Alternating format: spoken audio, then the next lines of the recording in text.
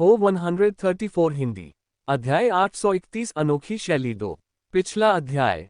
अगला अध्याय। अध्याय 831 अनोखी शैली 2। एक्वाराइनोमेन के 2 हमलों को तेजी से मेरी ओर आते देख मैं बस कूद गया। हाँ, कूद गया। मेरे कूदने से मैं सीधे एक्वाराइनोमेन द्वारा किए गए 2 विधि हमलों से बच गया। मेरे स्तर के अन्य लोगों के लिए ऐसा कुछ करना असंभव है, लेकिन मेरे पास फेदरलाइट विधि है जो न केवल मेरी गति बल्कि गतिशीलता भी बढ़ाती है। इसकी मदद से ऐसा कुछ करना बहुत आसान है। इसीलिए मैंने कहा था कि यदि वे चाकुओं से हमला करते तो उन्हें कुछ लाभ होता, लेकिन मुझ पर हमला करके उन्हें कुछ भी हासिल नहीं हुआ, क्योंकि मैं और चाकुए उनकी ओर तेजी से बढ़ रहे थे। उनके पास हमला करने का यही एकमात्र मौका था। यदि वे अब पुनः आक्रमण करेंगे तो वे चाकुओं और तेजी से उनकी ओर आ रहे मेरे विरुद्ध रक्षाहीन हो जाएंगे। धूप धूप धूप। जल्द ही चाकू उन तक पहुंच गए और ठीक उसी क्षण उन पर ऊपर से आग के दर्जनों गोले बरसने लगे। अपनी शक्ति से वे आसानी से अपनी ओर आ रहे आग के गोलों को चकमा दे सकते थे, लेकिन अगर वे ऐसा करते तो वे अपनी ओर आ रहे सुपर फास्ट चाकुओं से तिरछे हो जाते। उनके चेहरों पर संघर्ष के भाव साफ देखे जा सकते थे क्योंकि उन्होंने देखा कि सब कुछ एक साथ उनकी ओर आ रहा है। संघर्ष उनके चेहरों पर कुछ पल के लिए रहा, फिर उन्होंने अपने दांत पीस लिए और आग के गोले से मजबूती से बचाव करने का फैसला किया। उनके निर्णय को देखकर मैंने अपना सिर हिलाया, क्योंकि उन्होंने अपने विनाश पर हस्ताक्षर कर दिए थे। एक बार आग का गोला उन्हें छू लेगा तो कोई भी उन्हें बचा नहीं सकेगा। बजना बजना बजना धूप धूप धूप। एक्वाराइनोमेन के ब्लेड चाकुओं से टकराए क्योंकि वे सफलतापूर्वक उनसे बचाव करने में सक्षम थे, लेकिन उसी समय दर्जनों आग के गोले 3 एक्वाराइनोमेन से टकराए। उन्होंने हमले से बचने की कोशिश की और उनमें से कई को चकमा भी दिया, लेकिन बहुत ज्यादा नहीं, क्योंकि वे बहुत तेज थे और मैं भी उनकी ओर आ रहा था। मुझे देखकर उन्होंने अपनी तलवारें घुमाई, लेकिन उन्हें आश्चर्य हुआ कि मैं उनकी सीमा से बस कुछ इंच की दूरी पर ही रुक गया। मैं उनके हमले की सीमा से कुछ इंच की दूरी पर रुक गया और अपने हमले के साथ विदरिंग सैंड के डोमेन के साथ उन पर हमला किया, विशेष रूप से एक्वाराइनोमेन पर इस हमले को लक्षित करते हुए जिसने रक्षात्मक विधि सक्रिय की थी। एक्वाराइनोमेन मेरे हमले से पूरी तरह से चौंक गया, जैसा कि डोमेन ऑफ विदरिंग सैंड के हमले में होता है। मैंने थोड़ी मात्रा में फेदरलाइट ऊर्जा मिलाई थी, जिससे हमला इतना तेज हो गया कि एक्वाराइनोमेन इसे चकमा नहीं दे सका। एक्वाराइनोमेन ने जोर से चिल्लाना शुरू कर दिया, ये देखकर कि 2 शेष एक्वाराइनोमेन मेरी ओर आए थे, जो मेरी अत्यधिक थकान का फायदा उठाना चाहते थे।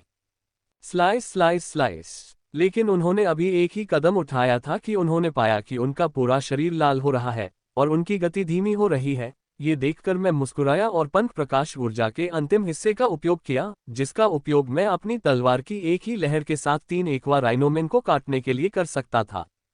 थप थप थप। शवों के गिरने की आवाजें सुनी जा सकती थीं, लेकिन मैं अपने शिकार का आनंद लेने के मूड में नहीं था, क्योंकि मैंने अपने पीले चेहरे के साथ चारों ओर देखा कि कहीं कोई ग्रिम मॉन्स्टर मेरी ओर तो नहीं आ रहा है। मैंने 2.5 सेकंड के छोटे समय में बार बार अपने मिस्टिक मेथड्स का उपयोग करने के लिए अपनी पूरी ताकत लगा दी। अब मैं पूरी तरह से थक चुका हूं, अपनी रहस्यमय विधि का एक कण भी उपयोग करने में असमर्थ हूं। अपनी रहस्यमय विधि का उपयोग करने में सक्षम होने से पहले मुझे 1 मिनट आराम करना होगा, लेकिन वर्तमान स्थिति में ये बहुत ज्यादा मांग करना है। यह अच्छी बात थी, मैं मुख्य युद्धक्षेत्र से बहुत दूर आ गया था जहां लड़ाई चल रही थी।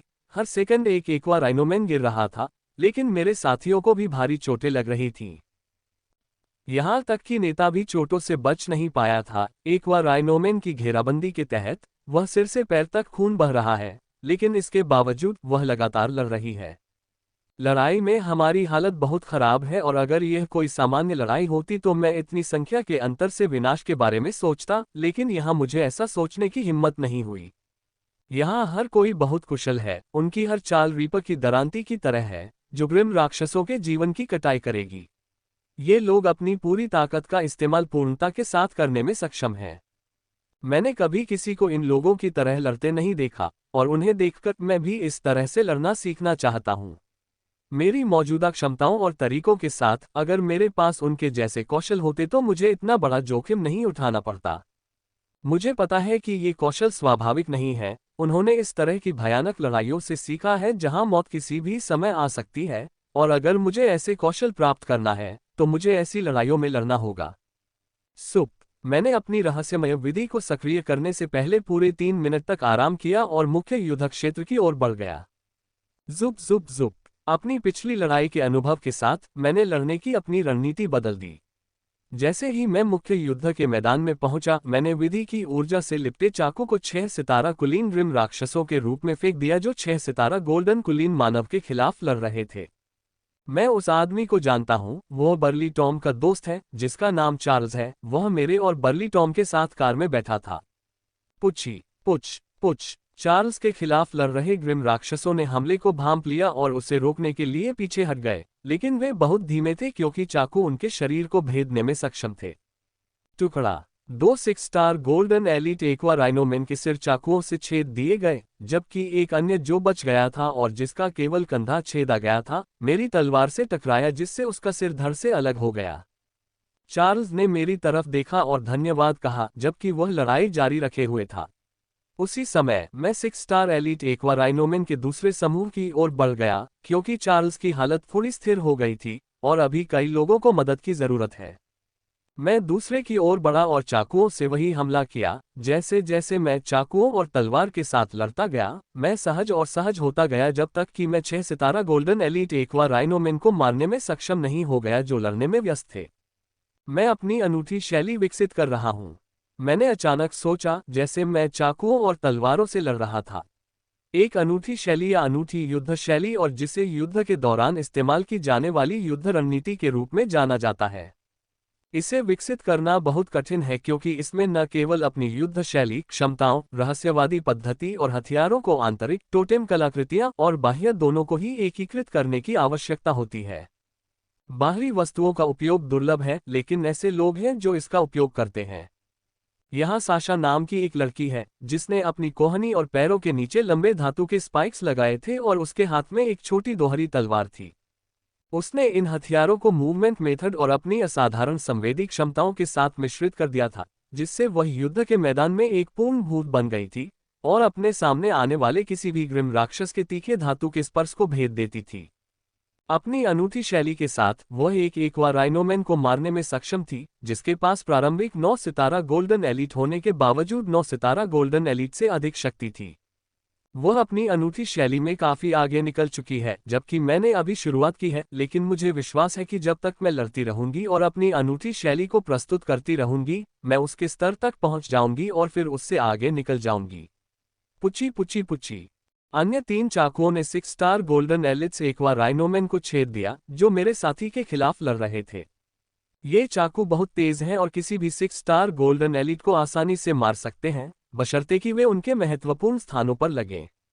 भले ही वे उनके महत्वपूर्ण स्थानों पर न भी लगें, फिर भी वे मर जाएंगे, लेकिन ये प्रक्रिया थोड़ी धीमी होगी और उनकी मृत्यु बहुत दर्दनाक होगी। मैंने फिर अपना हाथ आगे बढ़ाया और अपने भंडार से और चाकू निकालने ही वाला था कि बीच में ही रुक गया। मैंने सोचा, मुझे सचमुच अपनी इच्छानुसार रिफाइनमेंट इंजन का उपयोग करना सीखना होगा। मेरी विधि ऊर्जा समाप्त हो रही है, विशेष रूप से विदरिंग सैंड के डोमेन की ऊर्जा।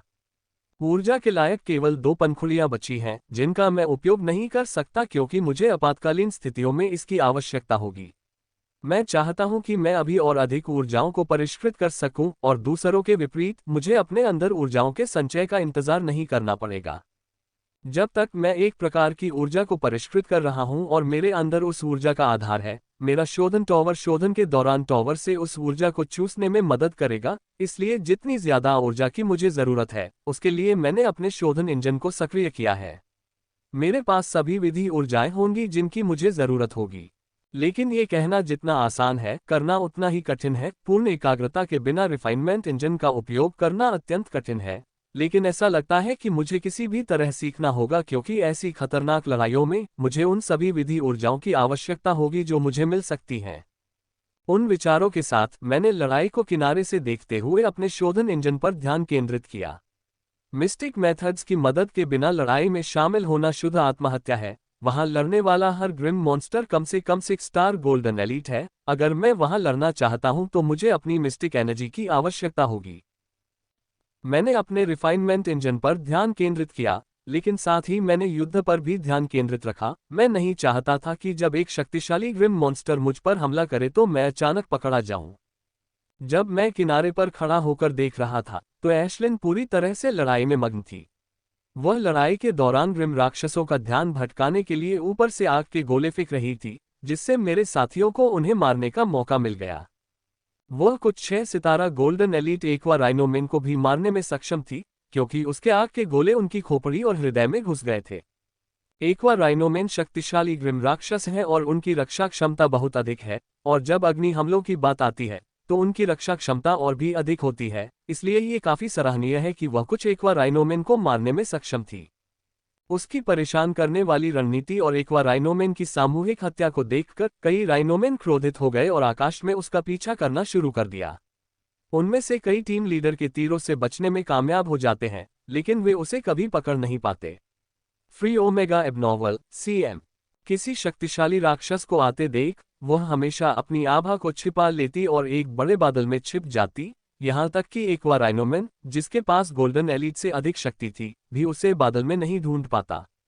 मुझे अभी भी उसका क्रोध भरा गर्जन याद है, क्योंकि वह बेचारा एशलिन को खोजने में असमर्थ था। न केवल वह एशलिन को खोजने में सक्षम नहीं था, बल्कि टीम लीडर के शक्तिशाली तीर से मारा भी गया था। हाँ, अचानक मेरे मन में जोर से चिल्लाया कि मैं अंततः शोधन टॉवर का उपयोग करने में सक्षम था, ये देखकर कि मैंने समय बर्बाद नहीं किया और मेरे आक्रामक रहस्यवादी विधि की काली ब्रह्मांडीय ऊर्जा का शोधन शुरू कर दिया। 1 मिनट बाद टावर से थोड़ी मात्रा में डार्क ब्लैक एनर्जी निकली। हालांकि मेरी सामान्य शोधन गति की तुलना में प्रत्येक छोटी मात्रा की मात्रा, इससे कोई फर्क नहीं पड़ा, क्योंकि मैं अंततः ऊर्जा को परिष्कृत करने में सक्षम था। जब तक मैं अभ्यास जारी रखूंगा, मुझे यकीन है कि मैं अपनी रिफाइनमेंट स्पीड को सामान्य के करीब ला सकता हूं। हालांकि ऐसा होने में कुछ समय लगेगा, लेकिन ऐसा होगा, मुझे इस बात का पूरा यकीन है। समय बीतता गया और मुझे अपने ऊपर अत्यधिक खतरा महसूस हुआ। तभी मैंने देखा कि शक्तिशाली 8 सितारा गोल्डन एलीट तीव्र गति से मेरी ओर आ रहा है। मुझे पता था कि कुछ ग्रिम राक्षस मुझ पर हमला करेंगे, भले ही मैं मुख्य युद्ध क्षेत्र से दूर हूं, लेकिन ये कल्पना करने की हिम्मत नहीं हुई कि यह 8 सितारा गोल्डन एलीट होगा। दौड़ना। 8 सितारा गोल्डन एलीट एक्वा राइनोमेन को अपनी ओर आते देख मेरे मन में बस यही विचार आया, मेरे पास इससे निपटने का कोई तरीका नहीं है। इसकी ताकत के सामने मैं बिल्कुल कमजोर हूं। यह मेरी तलवार के एक ही वार से मुझे मार सकता है। एकमात्र चीज जो मैं कर सकता था वह था भागना, जितना संभव हो सके उतनी फेदरलाइट ऊर्जा का उपयोग करके भागना। भागते समय मैंने युद्ध के मैदान की ओर देखा, केवल ये देखने के लिए कि हर कोई अपनी लड़ाई में व्यस्त था, कोई भी मुझे बचा नहीं सकता था। हे मानव, तुम मुझसे दूर नहीं भागोगे, एक्वा राइनोमेन ने अजीब लहजे में कहा, इससे पहले कि उसकी गति अचानक बढ़ जाती। अरे, उसके पास स्पीड मेथड था। मैंने बुदबुदाया जब मैंने उसे तेजी से मेरी ओर आते देखा। पहले मैं अपनी स्पीड मेथड की मदद से उससे दूरी बनाए रखने में सक्षम था, लेकिन अब उसने अपनी स्पीड मेथड सक्रिय कर दी थी और तेजी से मेरी ओर आ रहा था। मरो मानव। वह 2 सेकंड में मेरे पास पहुंचा और मुझ पर हमला कर दिया। हमला करते समय उसका चेहरा खुशी से भरा हुआ था। कोई भी अंदाजा लगा सकता था कि वह क्या सोच रहा होगा। उसके रिश्तेदार मेरे साथियों द्वारा बेरहमी से मारे जा रहे थे, और अब उसे आखिरकार एक इंसान को मारने का मौका मिल गया। जबकि यह बेहद खुश है, मैं पूरी तरह से आतंकित हूं। मैं अपनी सारी शक्ति का उपयोग कर रहा हूं और यहां तक कि जितना मैं कर सकता था उससे अधिक फेदरलाइट ऊर्जा का उपयोग करने की कोशिश की, लेकिन मैं ऐसा करने में सक्षम नहीं था।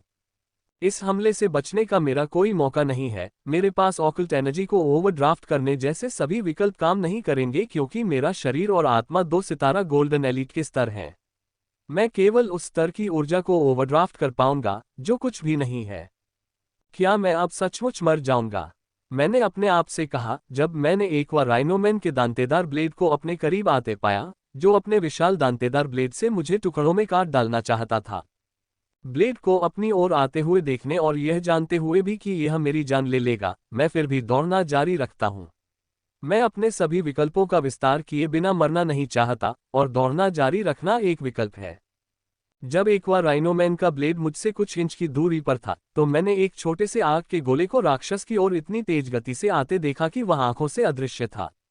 ग्रिम मॉन्स्टर ने भी आग के गोले को महसूस किया, तथा 8 सितारा गोल्डन एलीट होने के बावजूद जो गतिविधि का उपयोग कर रहा था, वह चकमा नहीं दे सका।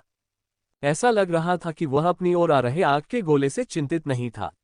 उसने आग के गोले की ताकत देखी थी और जानता था कि अगर वह उसके सिर पर भी लगा तो भी उस पर इसका कोई खास असर नहीं होगा, इसलिए उसने उससे बचने के बारे में सोचा भी नहीं। धब जब उसका ब्लेड उससे केवल 2 इंच दूर था, तो आग का गोला उससे टकराया और उसके सिर में घुस गया। जैसे ही यह हुआ उसके हाव भाव पूरी तरह बदल गए, लेकिन तब तक उसके लिए बहुत देर हो चुकी थी, क्योंकि जैसे ही उसे एहसास हुआ कि उस पर जो आग का गोला लगा है वह मर चुका था। टुकड़ा, भाड़ में जाओ, मैंने गाली दी क्योंकि ग्रिम मॉन्स्टर के ब्लेड ने मेरी पीठ पर भयानक घाव कर दिया था। वह मर गया, लेकिन उसकी मौत उसके द्वारा किए गए तेज हमले को नहीं बुझा सकी। जैसे ही मैं रुका, सबसे पहले मैंने अपने दांतों में लगी औषधि को चबाया और फिर ग्रिम राक्षस को देखा, जो पूरी तरह से मर चुका था। एशलिन ने जिस अग्नि गोले का प्रयोग किया था, वह उसका नियमित अग्नि गोला नहीं था, बल्कि वह अग्नि गोला था जिसमें दोनों विधि ऊर्जाएं सम्मिलित थीं, जिसे एशलिन ने मुझसे लिया था। इस मूर्ख ग्रिम राक्षस ने इसे सामान्य आग का गोला समझ लिया था और इससे उसकी जान चली गई। अच्छी लड़की, मैंने एशलिन से कहा। मैंने उससे कहा था कि वह इन ऊर्जाओं का सार्वजनिक रूप से उपयोग न करे क्योंकि इससे अप्रत्याशित परिणाम होंगे, लेकिन मेरी जान को खतरा देखकर ऐसा हुआ। मैं उसके इस प्रयोग को गलत नहीं ठहरा सकता, और इसके अलावा मुझे नहीं लगता कि किसी ने भी इसे महसूस किया होगा क्योंकि उसने अग्नि गोले को मोटी मारक ऊर्जा से ढक दिया था, जिससे अग्नि गोले में विधि ऊर्जा को महसूस करना वास्तव में कठिन हो जाता है। फिर भी बहुत सारे सबूत हैं।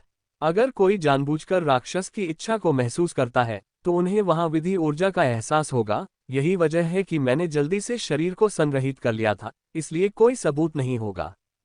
सुप 1 मिनट आराम करने के बाद मैं मुख्य युद्ध क्षेत्र की ओर तेजी से बढ़ा। वहां लड़ाई चरम पर पहुंच चुकी थी और मेरे साथियों पर भारी दबाव था। एक्वा राइनोमेन की संख्या लगभग 1200 से घटकर 200 रह गई और इससे उनमें उन्माद फैल गया। उनकी संख्या कम हो गई थी, लेकिन उनका हमला और भी भयानक हो गया था, जिससे मेरे साथियों की हालत और भी खराब हो रही थी।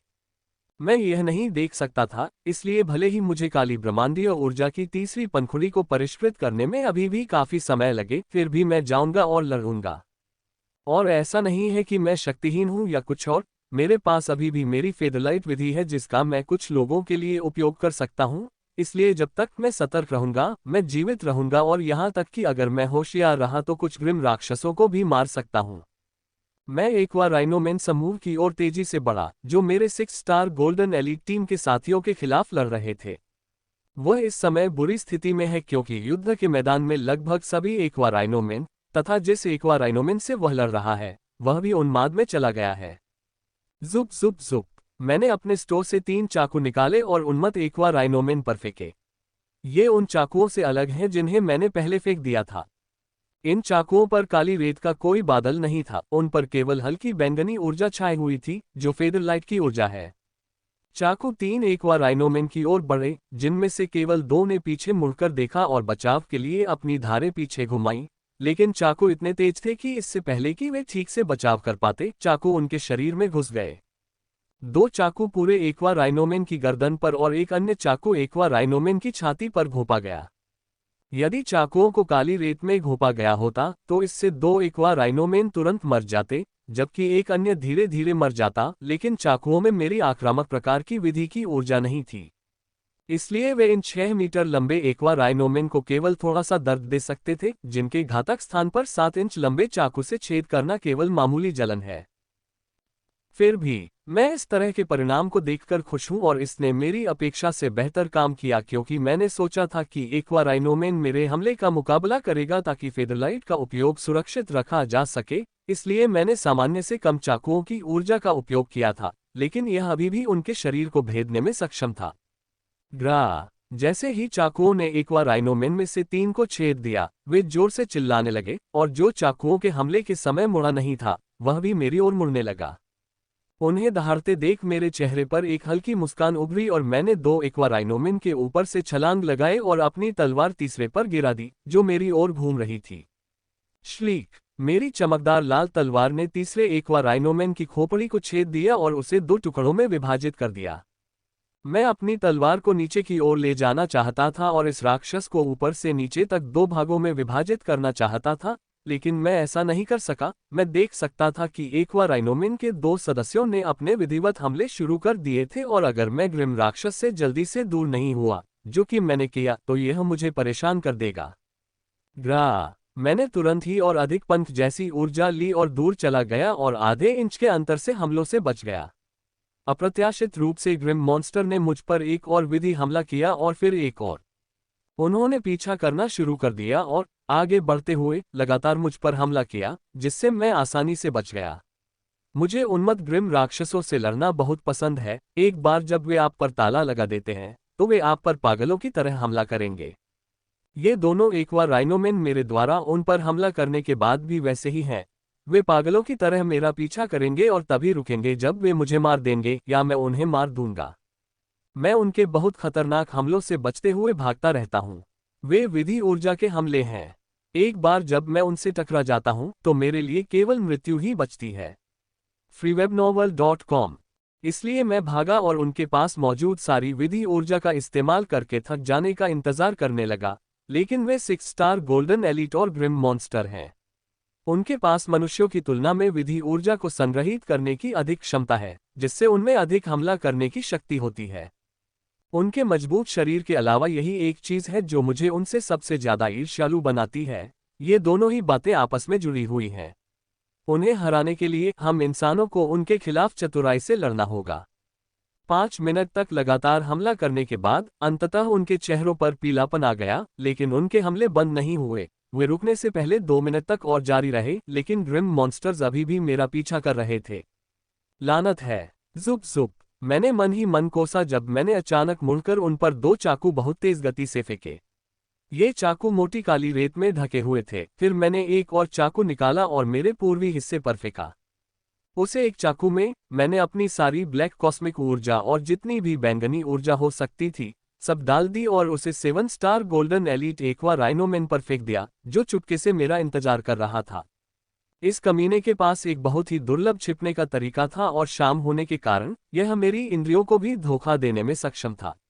यह उस स्थान पर मेरा इंतजार कर रहा था और जैसे ही मैं इसकी सीमा में आया, यह मुझ पर झपट पड़ा। हालांकि मैं अचानक से चौंक गया और मैंने इतनी जल्दी प्रतिक्रिया की कि ग्रिम मॉन्स्टर भी चौंक गया, क्योंकि मैंने उस पर चाकू फेंका था। चाकू उसकी ओर बढ़ा और 2 मीटर की छोटी दूरी के कारण वह उसे पूरी तरह से चकमा नहीं दे पाया। पुच्छी ये बस उसकी गर्दन के नीचे लगा। मोटी काली ऊर्जा ने उस पर इतनी जोर से हमला किया कि वह एक पल के लिए स्थिर हो गया, जो कि मुझे चाहिए था। पाचक अपनी बची हुई आखिरी पंख जैसी ऊर्जा का इस्तेमाल करते हुए मैं जल्दी से उसके पास पहुंचा और अपनी तलवार उस पर घुमाई। उसने बहुत तेजी से प्रतिक्रिया की, लेकिन ये थोड़ा धीमा था क्योंकि मेरी तलवार बिना किसी रुकावट के उसकी गर्दन से होकर गुजरने में सक्षम थी। धप मैं 7 सितारा गोल्डन एलिट को मारने के बाद जमीन पर उतरा और 2 6 सितारा एलिट ग्रिम राक्षसों की ओर देखा, जिनकी ओर मैंने कुछ सेकंड पहले चाकू फेंके थे। जब मैंने उनकी ओर देखा तो मैंने देखा कि उनके शरीर जमीन पर गिर रहे थे और उनके चेहरे पर भय के भाव थे। ये देखकर मैं राहत की सांस लेने से खुद को नहीं रोक सका। इन ग्रिम राक्षसों को मारने के लिए मैंने अपनी सारी ताकत लगा दी है। मैंने उन पर अपनी विधि ऊर्जा का अंतिम भाग प्रयोग कर लिया है। यदि उनमें से कोई जीवित होता तो मुझे एशलिन से सहायता मांगनी पड़ती। कुछ गहरी सांसें लेने के बाद मैंने शोधन इंजन में ऊर्जा के शोधन को बदल दिया। अब तक मैं ब्लैक कॉस्मिक एनर्जी को परिष्कृत कर रहा था, जिसका उपयोग मैं एक पंखुड़ी भर इकट्ठा करने से पहले नहीं कर सकता था, लेकिन फेदर लाइट एनर्जी में ऐसा कोई प्रतिबंध नहीं था। यही वजह है कि मैं इसे प्राथमिकता दे रहा हूं। मेरे सामने लड़ाई खत्म हो रही है, लेकिन मैं अभी भी सतर्क हूं क्योंकि अभी भी 40 के आसपास इक्वल राइनोमेन लड़ रहे हैं और वे सभी बहुत मजबूत हैं। वे सभी 7 स्टार गोल्डन एलिट और उससे ऊपर के हैं, इसलिए मुझे तैयार रहना होगा यदि कोई मुझ पर हमला करने की हिम्मत करता है। युद्ध को देखते हुए मैं अपने आप को परिष्कृत कर रहा था। मेरे पास जो शव था उसे लेने की भी मेरी हिम्मत नहीं हुई। युद्ध अपने सबसे गर्म चरण में प्रवेश कर चुका था, जहां दोनों पक्ष अपना सर्वश्रेष्ठ देते हुए लड़ रहे थे। एक नज़र डालने से ही पता चल जाता है कि लड़ाई कितनी खतरनाक हो गई थी, क्योंकि दोनों पक्षों के कुछ लोगों ने ऊर्जा का अत्यधिक उपयोग करना शुरू कर दिया था। ये चाल बहुत अच्छी होती अगर एक्वा राइनोमेन ने पहले ऐसा किया होता, लेकिन अब इसका कोई फायदा नहीं है। वे जिन शत्रुओं का सामना कर रहे हैं वे सामान्य गोल्डन एलिट नहीं हैं, बल्कि डेथ ब्रिगेड के सदस्य हैं। उन्होंने पहले भी कई लड़ाइयों का अनुभव किया है और यही कारण है कि दोनों पक्षों द्वारा ऊर्जा को ओवरड्राफ्ट करना शुरू करने के 1 मिनट बाद एक्वा राइनोमैन के शरीर फिर से तीव्र गति से गिरने लगे थे। 2 मिनट बाद आखिरी एक्वा राइनोमैन जिसने भागने की कोशिश की टीम लीडर के तीर से मारा गया। सभी ने अच्छा काम किया, टीम लीडर ने कहा। वह जमीन पर उतरी और मानव के विभाजित शरीर की ओर चली गई। 38 से हम 37 हो गए हैं। इस लड़ाई में हमने अपने एक साथी को खो दिया है।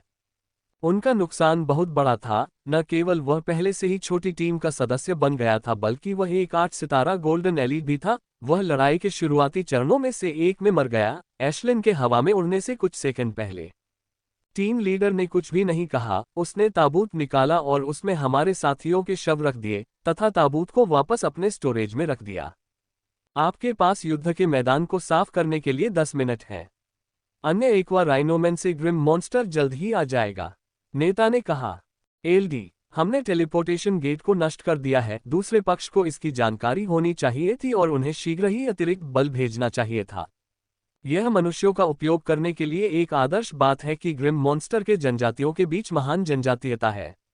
वे एक दूसरे से नफरत करते हैं और जब तक ऊपर से आदेश नहीं दिया जाता है तब तक एक दूसरे की मदद नहीं करेंगे। हमारी जानकारी के अनुसार सबसे नजदीकी एक्वा राइनोमैन कैंप यहां से 2 घंटे की दूरी पर है। अगर वे जल्दी करें तो उन्हें 1.5 घंटे में ये दूरी तय करनी चाहिए, लेकिन लड़ाई शुरू होने और खत्म होने के बाद से सिर्फ 45 मिनट ही हुए थे। हमारे पास शवों को इकट्ठा करने और लूटने तथा बिना कोई सुराग छोड़े गायब हो जाने के लिए पर्याप्त समय है। मुझे बहुत सारे शव इकट्ठा करने हैं, न केवल उन राक्षसों के जिन्हें मैंने मारा है, बल्कि उन राक्षसों के भी जिन्हें एशलिन ने मारा है। जबकि दूसरों को केवल 15 मिनट लगे, मुझे 13 मिनट लगे। मुझे इन कई निकायों को इकट्ठा करने के लिए ऊर्जा की विधि के बिना अपनी अधिकतम गति का उपयोग करना होगा। अच्छा काम किया, नौसिखिए, और विशेषकर तुम्हारी छोटी चिड़िया, तुम्हारे बिना हम इतनी जल्दी लड़ाई खत्म नहीं कर पाते, टीम लीडर ने कहा और उसने प्यार से एशलिन को दुलारा। शुक्र है कि एशलिन ने मेरी थपथपाई को शालीनता से स्वीकार कर लिया, अन्यथा यदि उसने हमेशा की तरह व्यवहार किया होता तो वह मुझे टीम लीडर के साथ परेशानी में डाल देती। समय समाप्त हो गया है, चलो चलें, टीम लीडर चिल्लाया और हम सब कुछ लेकर शिविर से बाहर निकलने लगे। हमने ग्रिम मॉन्स्टर्स से सब कुछ ले लिया है। हमने न केवल उनके शवों को अपने कब्जे में ले लिया है, बल्कि कलाकृतियां और निवास स्थान तथा सबसे महत्वपूर्ण टेलीपोर्टेशन गेट का मलबा भी अपने कब्जे में ले लिया है। टेलीपोर्टेशन गेट का मलबा सबसे महंगी चीज है। टेलीपोर्टेशन गेट बनाने के लिए बहुत ही दुर्लभ चीजों की आवश्यकता होती है, और भले ही हम उनके टुकड़े लाते हैं, फिर भी वे बहुत महंगे हैं। हम फिर से अलग अलग टीमों में बंट गए और जिस रास्ते से आए थे उसी रास्ते से वापस चले गए। वापस आते समय हमने कैंप के आसपास मौजूद साउंड आइसोलेशन और कैमोफ्लाजिंग डिवाइस इकट्ठी कर ली। यहां तक कि प्रत्येक ग्रिम मॉन्स्टर शिविर काफी दूरी पर है, फिर भी हमने जो हंगामा किया है उससे निश्चित रूप से बड़ा हंगामा मच जाता, और यदि ये उपकरण न होते तो कई ग्रिम मॉन्स्टर घात लगाए बैठे होते। हमने अपनी यात्रा जारी रखने से पहले उन्हें उठा लिया, और पहले के विपरीत जब हम यहां तेजी से आए थे, वापस लौटते समय हम काफी धीमे थे। हमारा ग्रुप लीडर ग्रिम मॉन्स्टर को तब तक नहीं मारता जब तक कि यह बिल्कुल जरूरी न हो। यद्यपि पहले की लड़ाई बहुत छोटी थी, लेकिन ये सभी के लिए बहुत थका देने वाली थी। जोश जैसे कुछ लोगों ने तो अपनी ऊर्जा भी जरूरत से ज्यादा खर्च कर दी थी और वे बहुत थक गए थे। इस स्थिति में एक और बड़ी लड़ाई हमारे लिए बहुत विनाशकारी होगी। यही कारण है कि हम सतर्क रहे हैं। यहां तक कि मोटा ताजा टॉम भी कभी कभी मुझसे 2-4 शब्द बोल लेता था, अब एकदम शांत हो गया है। उसे इस बात का पूरा ध्यान रहता है कि कहीं जरा सी भी आहट उसे सुनाई न दे। समय बीतता गया और पूरे 4 घंटे बाद हम अपने ठिकाने पर पहुंचे। तभी सबके चेहरे पर तनाव कुछ कम हुआ। आप सभी आराम करें, सुबह 9 बजे हमारी मीटिंग है, टीम लीडर ने कहा जब हम सभी अपने अपने कमरे में पहुंचे। सभी ने चुपचाप सिर हिलाया और फिर हम सभी अपने अपने कमरों की ओर चल पड़े। यदि यह सामान्य लड़ाई होती तो लोग पूरी तरह थके होने के बावजूद इसके बारे में बात करते, लेकिन हमने जो सामना किया है वह सामान्य लड़ाई नहीं है। हम 38 लोग 1000 से अधिक गोल्डन एलिट्स के खिलाफ लड़े हैं, जिसने हमें शारीरिक और मानसिक रूप से इतना थका दिया है कि कोई भी बात नहीं करना चाहता, यहां तक कि हमने एक टीम साथी को भी खो दिया है। लोगों को उनके बारे में दुख होगा, मेरा भी उनसे ज्यादा संपर्क नहीं था, मुझे उनके बारे में बहुत दुख है। मन में ऐसी भावनाएं उलझी हुई थीं, कोई भी बात करने के मूड में नहीं था। मैं अपने कमरे में गया और बाथरूम जाने से पहले एश्लिन के लिए कुछ खाना निकाला। जब मैं वापस लौटा तो मुझे थोड़ा तरोताजा महसूस हो रहा था। मैंने पाया कि सभी लोमड़ियां गायब हो गई थीं और एश्लिन अपने पेट के बल सो रही थी। ये देखकर मैं आह भरने से खुद को नहीं रोक सका। हम अकेले नहीं हैं जिन्होंने युद्ध में खुद को झोंका है। एश्लिन ने भी युद्ध में खुद को बहुत अधिक झोंका था, यही कारण है कि वह इतनी जल्दी सो गई। थकावट महसूस करने के बावजूद मैं सोई नहीं, इसके बजाय मैं बिस्तर पर लेट गई और पूरी लड़ाई पर विचार करने लगी। ये युद्ध मेरे द्वारा अब तक लड़ी गई सबसे तीव्र लड़ाई थी। अब तक मैंने जितनी भी लड़ाइयां लड़ी हैं, उनमें मेरे और दुश्मनों के बीच शक्ति की इतनी दूरी कभी नहीं थी। लेकिन इससे पहले की लड़ाई में मैंने उन दुश्मनों को मार गिराया था जो मुझसे 4 स्तर या 5 स्तर ऊपर थे। हालांकि मेरे टोटेम आर्टिफैक्ट द्वारा प्रदान की गई वृद्धि से 2 स्तरों की भरपाई की जा सकती है। फिर भी 2 और 3 स्तर के बीच का अंतर बहुत बड़ा है, खासकर जब बात गोल्डन एलीट की हो। वॉरजोन में आने से पहले मैंने कभी नहीं सोचा था कि मैं अपने लेवल से इतना ऊपर जाकर लड़ पाऊंगा, लेकिन यहां आकर सब कुछ बदल गया। मुझे न केवल क्रिमिनल का टैग मिला बल्कि डेथ ब्रिगेड के सदस्यों को लड़ते देख लड़ने के प्रति मेरा नजरिया भी बदल गया। ताकत होना बहुत जरूरी है, लेकिन इसका सही तरीके से इस्तेमाल करना भी सीखना चाहिए। अगर कोई इसका सही तरीके से इस्तेमाल करता है तो 1 या 2 लेवल पार करना ज्यादा मुश्किल नहीं है। अगर मैं ऐसा कर सकता हूं तो मैं 7 स्टार गोल्डन एलीट को मार सकता हूं, जैसे मैंने 6 स्टार गोल्डन एलीट को मारा है। मैं बहुत अच्छी तरह से जानता हूं कि 7 स्टार गोल्डन एलीट को मारने में मेरी किस्मत का बहुत बड़ा हाथ था। सबसे पहले तो ये कि एक्वा राइनोमैन बहुत करीब था, दूसरा उसे अपनी क्षमता पर पूरा भरोसा था, और तीसरा जो मुझे सबसे महत्वपूर्ण लगता है वह ये कि एक्वा राइनोमैन एक ताकतवर किस्म का राक्षस था। अगर इसमें संतुलित विशेषता ग्रिम मॉन्स्टर या चपलता विशेषता ग्रिम मॉन्स्टर्स होती तो इसे मारना वाकई मुश्किल होता। इसलिए मुझे स्पष्ट रूप से पता है कि मेरी वर्तमान सीमा 6 स्टार गोल्डन एलीट है। इस लड़ाई के दौरान मुझे कई लाभ मिले हैं, लेकिन सबसे महत्वपूर्ण है मेरी अनूठी शैली का एहसास। मुझे लगता है कि यह बहुत अच्छा है और इसमें बहुत संभावनाएं हैं और विधि के साथ पूर्ण संगतता है। यह अनोखी शैली है जो बड़ी लड़ाइयों में या जब मैं मजबूत दुश्मनों के समूह के खिलाफ लड़ रहा हूं तब सबसे उपयुक्त है। यह अभी प्रारंभिक अवस्था में है, इसे और अधिक प्रभावी बनाने से पहले मुझे इसमें काफी सुधार करना होगा, और मुझे लगता है कि 2 अत्यंत कठिन मिशन हमें इसके लिए एक अच्छा अवसर प्रदान करेंगे। लेकिन युद्ध से पहले मुझे अपने चाकू फेंकने के कौशल पर थोड़ा काम करना चाहिए, और यह भी कि मैं किस प्रकार के चाकू का नियमित रूप से उपयोग करना चाहता हूं। पहले तो यह विचार मेरे मन में अचानक आया और मैंने जो भी चाकू पाया उसका इस्तेमाल किया, लेकिन अब सही चाकू चुनने और उसके अनुसार अभ्यास करने का समय आ गया है। इससे मेरी अनूठी शैली और भी शक्तिशाली और कुशल बन जाएगी। और यह अच्छी बात है। मेरे पास सभी तरह के चाकू हैं। एक खास शेल्फ पर हजारों चाकू रखे हैं। मैंने होश संभाला और एक बहुत बड़ी शेल्फ देखी। वहां हर तरह के चाकू रखे हुए थे, लड़ाई के चाकू भी और चाकू फेंकने के चाकू भी। मैंने उन्हें देखा और फिर मुझे याद आया कि मैंने युद्ध में कौन से चाकू इस्तेमाल किए थे।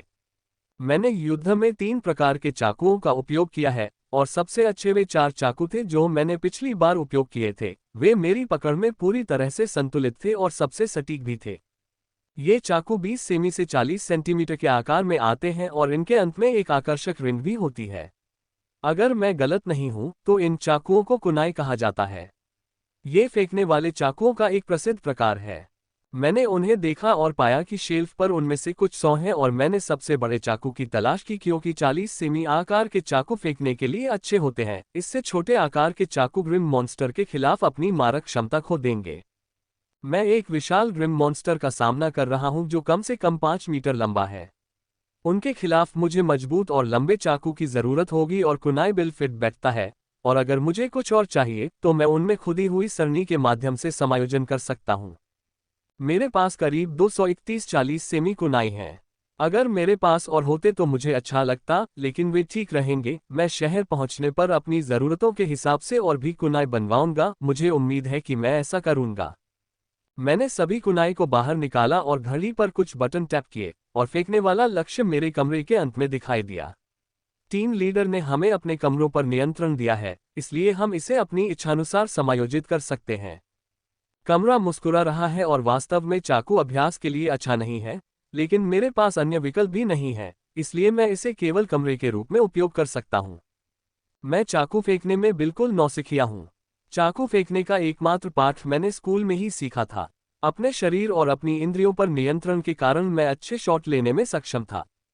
मेरा निशाना सही कहा जा सकता है, लेकिन ये सही नहीं है और मुझे इसका सही होना आवश्यक है। इसलिए इस बात की गारंटी है कि हर बार जब मैं चाकू फेंकूंगा तो वह वहीं लगेगा जहां मैं निशाना लगाना चाहता हूं, न कि उसके बगल में या किसी अन्य स्थान पर। थुक थुक थुक। मैंने बोर्ड पर तेजी से चाकू फेंकना शुरू कर दिया। इतनी नज़दीकी दूरी पर मुझे सटीक निशाना लगाने में कोई परेशानी नहीं हुई। यही कारण है कि इतनी नज़दीकी दूरी पर अभ्यास करने से मेरी हवा में कोई मदद नहीं मिलेगी, लेकिन इससे मुझे चाकू फेंकने की प्रक्रिया से परिचित होने में ज़रूर मदद मिलेगी। यही मेरा लक्ष्य है। मैं चाकू फेंकने से इतना परिचित होना चाहता हूं कि वह मेरी तलवार की तरह सहज रूप से मुझ पर आने लगे। जब मैं गहन युद्ध लड़ रहा होता हूं, तो मुझे कभी कभी तलवार की दिशा के बारे में सोचने की जरूरत नहीं होती, क्योंकि वह मेरी दिशा के बिना ही उस दिशा में आगे बढ़ती है जहां उसे जाना चाहिए। पहले 15 मिनट तक मैंने एक एक चाकू फेंकने का अभ्यास किया, लेकिन 15 मिनट के बाद मैंने एक साथ 2 चाकू और फिर 3 चाकू फेंकने शुरू कर दिए। एक साथ 3 चाकू फेंकना बहुत मुश्किल नहीं है, बशर्ते कि आपके शरीर और इंद्रियों पर अच्छा नियंत्रण हो, जो कि मेरे पास दोनों ही है। मैंने 2 घंटे तक अभ्यास जारी रखा। मैंने चाकुओं को इकट्ठा करने के अलावा और कुछ नहीं रोका। अभ्यास के ये 2 घंटे अच्छे रहे। मुझे लगा कि चाकू फेंकने के मेरे कौशल में काफी सुधार हुआ है। मैं सोना चाहता था, लेकिन अभी भी एक काम है जो मुझे करना है, वह है 3 तरीकों का अभ्यास। भविष्य का मिशन आज जितना ही खतरनाक या उससे भी ज्यादा खतरनाक होने वाला है, और उसके लिए मुझे और मजबूत होना होगा। मैं जितना हो सके उतना मजबूत बनूंगा ताकि मैं इन खतरनाक मिशनों में जीवित रह सकूं और उन लोगों से अपना बदला ले सकूं जिन्होंने मुझे इस स्थिति में पहुंचाया है। मैंने कोर को अपने मुंह में डाल लिया और पागलों की तरह अभ्यास करना जारी रखा, और अगर मैंने ऐसा नहीं किया तो मैं गुब्बारे की तरह उछल जाऊंगा। इसलिए मैंने अभ्यास किया और तब तक किया जब तक कि मैं और अधिक करने में सक्षम नहीं हो गया। और इस बार अभ्यास और भी कठिन था, क्योंकि इस बार मैं अपने शोधन इंजन का भी उपयोग कर रहा हूं, जो मुश्किल से ही किसी भी मन को परिष्कृत कर रहा है। लेकिन मैं अभी भी खुश हूं, क्योंकि अब मैं अभ्यास करते समय अपने शोधन इंजन का उपयोग कर सकता हूं। धप। मैं पूरी तरह थककर फर्श पर जोर से गिर पड़ा। कुछ सेकंड में उठकर नहाना चाहता था जब मुझमें पर्याप्त ऊर्जा आ जाए, लेकिन अनजाने में मैं अपनी थकान की हालत में ही सो गया। जब मैं उठा तो मुझे बहुत अच्छा महसूस हुआ। कल जो थकावट और हड्डियों में खिंचाव महसूस हो रहा था वह गायब हो चुका था। बैठक शुरू होने से 2 घंटे पहले मैंने जल्दी से फ्रेश होकर एक और मेडिसिनल मॉन्स्टर कोर पी लिया और फिर से अभ्यास शुरू कर दिया। आमतौर पर मैं अभ्यास शुरू करने से पहले खाना बना लेती थी, या यदि समय की कमी होती तो पहले खाना बनाती और बाद में अभ्यास करती, लेकिन अब मैं ऐसा नहीं करती। अब मैं हर पल अभ्यास करना चाहता हूं और अपनी ताकत बढ़ाना चाहता हूं, जो मुझे लगता है कि मैं करूंगा। कल की लड़ाई ने मेरे विकास को प्रेरित किया, और चूंकि मेरे पास पहले से ही एडेमेंटाइन बनने की क्षमता है, मुझे बस संचय करते रहना है जैसा कि मैंने किया था। मैं तेज गति से सुधार करता रहूंगा। जल्द ही मैं अपनी सीमा तक पहुंच गया और थककर फर्श पर गिर पड़ा। मैं 1 मिनट तक मरी हुई मछली की तरह फर्श पर लेटा रहा। फिर मैं उठा और शॉवर की ओर चला गया, और जब मैं वापस आया तो मैंने पैकेज्ड फूड निकाला और एशलिन के साथ खाया। उसकी तरह मुझे भी पैकेज्ड फूड पसंद नहीं है, लेकिन चूंकि मेरे पास यहाँ खाना बनाने का समय नहीं है, इसलिए मुझे पैकेज्ड फूड को अनिच्छा से खाना पड़ता है।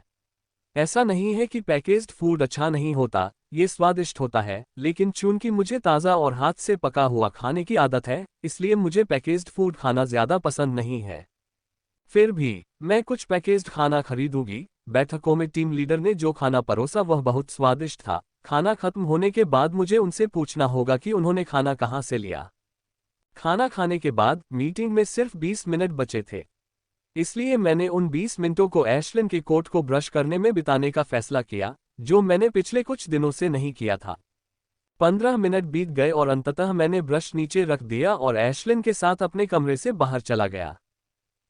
जब मैं कॉन्फ्रेंस रूम में पहुंचा तो मैंने पाया कि एक नेता और 6 अन्य लोगों को छोड़कर लगभग सभी लोग आ चुके थे। इस बार जब मैं पहुंचा तो ये लोग बहुत ज्यादा दोस्ताना लग रहे थे, और उनमें से कुछ ने मुझे हल्की सी मुस्कान भी दी, लेकिन किसी ने मुझसे बात नहीं की।